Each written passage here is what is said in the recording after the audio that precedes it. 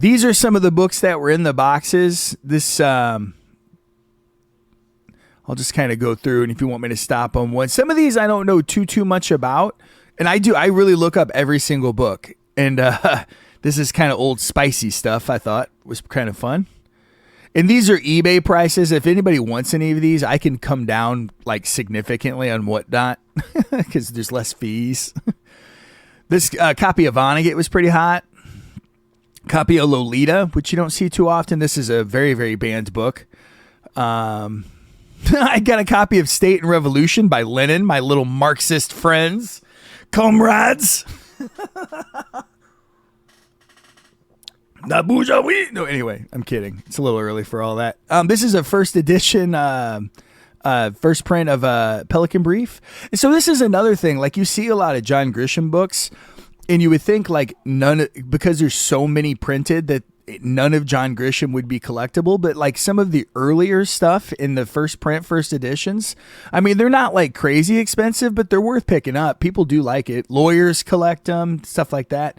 Tales from Shakespeare. This is a really cute book. I might grab this and show you. It's got really nice illustrations. This one I'm not overly familiar with. This was a crazy ass cover. So this person, she had like literary fiction, and she had a lot of true firsts because she just got them as they came out. So again, this, just like we were saying up here, like the Along Came a Spider, that's early James Patterson. So if you can get, check the inside. Do you guys know how to determine if something's a first print?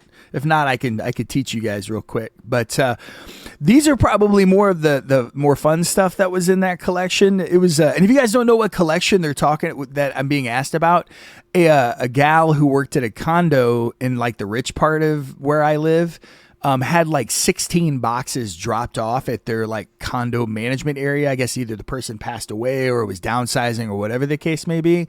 So long story short, I ended up with all 16 boxes, and I have gone through them all. So it wasn't anything like crazy, but there was just some solid, good, just strong stuff. So first edition, first print of Bonfire of the Vanities, stuff kind of like that. This I thought was the coolest book in the whole 16 was this song. I'm a really big fan of Toni Morrison. Toni Morrison was kind of the catalyst into like officially becoming the book guy in reality and not just in spirit.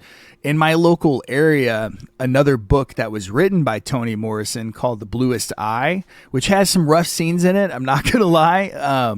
It was banned by the local school here, the school where my kids go or went. They don't go there now. But, and they banned it, and I don't like people. Let me be clear about my speech. I like people. I don't like it when books get banned. So I read it, and I did this like 3 or 4 or 5 page like breakdown of the book for all the local parents so they can understand like, okay, what's actually in the book versus, and people appreciated it, and that kind of started a whole thing. So, and Toni Morrison is the GOAT. Like, she's worth reading despite that story. The Bluest Eye was a good book. It hit hard. That's not a fun one.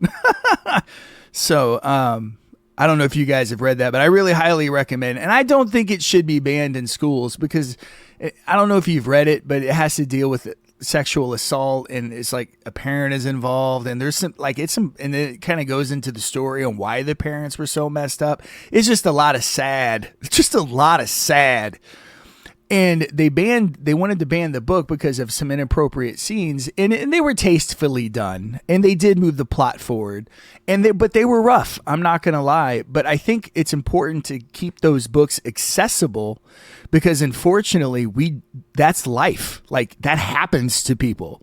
And so whereas like if you have a normal home, like that's ghastly, but like that book could save someone's life.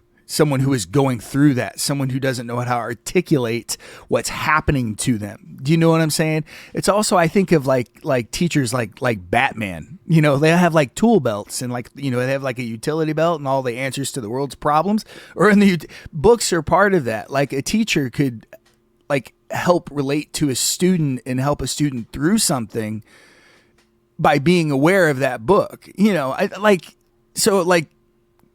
Don't ban books.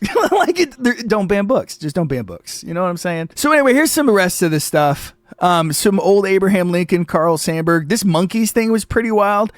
Loving the Time of Cholera. This is a first print, first edition. So just stuff like that. Or I'll just go through the rest of it real quick. And then we'll get to the stats. We'll probably be on for about an hour or so. And I am recording this, so I'm going to chop it up later, and I'm going to throw this on the YouTube channel. So, I'm going to do this every Monday. I like starting my week with nerd data. So this is really cool. You guys might like this. The letters to, this is a first print, first edition. Judy Blume, another one for the kiddies. I thought that cover was really cool. This is a Picasso. I thought this was cool. This Maps of the Mind here has got some really awesome illustration in it. This is signed. First print, first edition of that. This is signed by the author. So just good stuff. So some kid stuff. Anyway. So that's that. Let's get to the nerd stuff. So